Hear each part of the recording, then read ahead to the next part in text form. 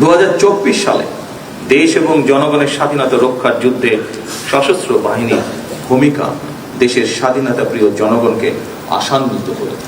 দেশের স্বাধীনতা অর্জনের পরও বিভিন্ন সময় দেশের স্বার্থ বিরোধী তৎপরতা মোকাবেলা কিংবা বিদেশের মাটিতে দেশ এবং দেশের সশস্ত্র বাহিনীর গৌরব এবং মর্যাদা সমুন্নত রাখতে গিয়ে সশস্ত্র বাহিনীর যারা জীবন দিয়েছেন, যার মধ্যে পার্বত্য চট্টগ্রামে 217 জন এবং জাতিসংঘ শান্তিরক্ষা মিশনে গিয়ে এ পর্যন্ত 151 জন জীবন উৎসর্গ করেছেন।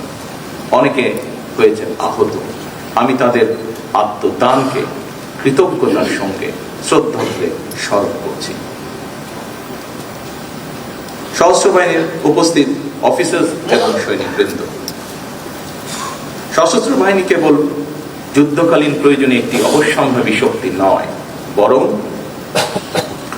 দেশের স্বাধীনতা সার্বভৌমত্ব রক্ষার অতন্দ্র প্রহরী হিসাবে ভূমিকা রাখার পাশাপাশি যে কোনো প্রাকৃতিক দুর্যোগ মোকাবেলা এবং রাষ্ট্রীয় সীমানার বাইরে জাতিসংঘ শান্তিরক্ষা মিশনের সদস্য হয়ে মুক্তিযুদ্ধ বিধ্বস্ত দেশের শান্তি প্রতিষ্ঠায় বাংলাদেশের সশস্ত্র বাহিনীর ভূমিকা বিশ্ব স্বীকৃত। 1971 সালে দেশের স্বাধীনতা অর্জনের যুদ্ধ, 1975 সালে 7ই নভেম্বরের সিপাহী জনতার ঐতিহাসিক বিপ্লব কিংবা 90-এর স্বৈরাচার বিরোধী আন্দোলনে সশস্ত্র বাহিনীর ভূমিকা দেশের স্বাধীনতা প্রিয় জনগণের কাছে ছিল অনুপ্রেরণার উৎস। 2009 সালে বিডিআর পিলখানায় পরিকল্পিত সেনা হত্যাযজ্ঞ চালিয়ে সেনাবাহিনীকে দুর্বল করে দেওয়া হয়েছিল। এরপর দীর্ঘ 1.5 দশকের শাসন শোষণের সময় দেশের সশস্ত্র বাহিনীকে বিতর্কিত করার অপচেষ্টাও চালানো হয়। 2024 সালে দেশ এবং জনগণের স্বাধীনতা রক্ষার যুদ্ধে সশস্ত্র বাহিনীর ভূমিকা দেশের স্বাধীনতা প্রিয় জনগণকে আশান্বিত করেছে।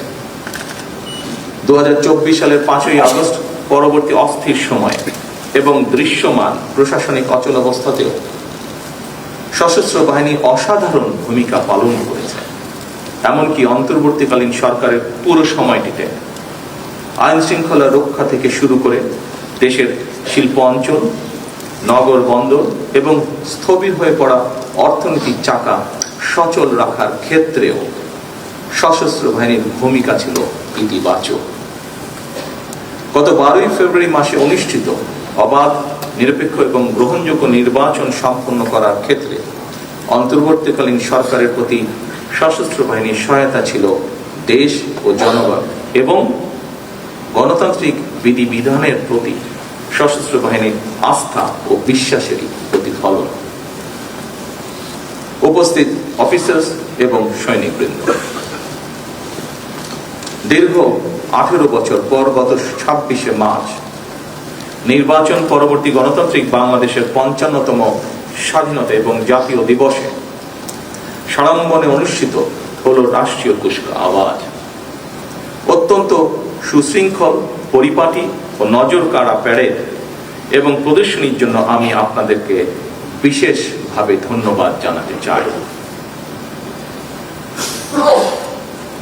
শৃঙ্খলা ও পেশাদারিত্বের এই অনন্য বহিঃপ্রকাশ কেবল সশস্ত্র বাহিনীর গৌরবী বৃদ্ধি করেনি, বরং দেশবাসীর সামনে দেশপ্রেমে উজ্জীবিত সুসংগঠিত সশস্ত্র বাহিনীর সাহসী প্রতিচ্ছবি তুলে ধরেছে, যা দেশবাসীকে করেছে গর্বিত।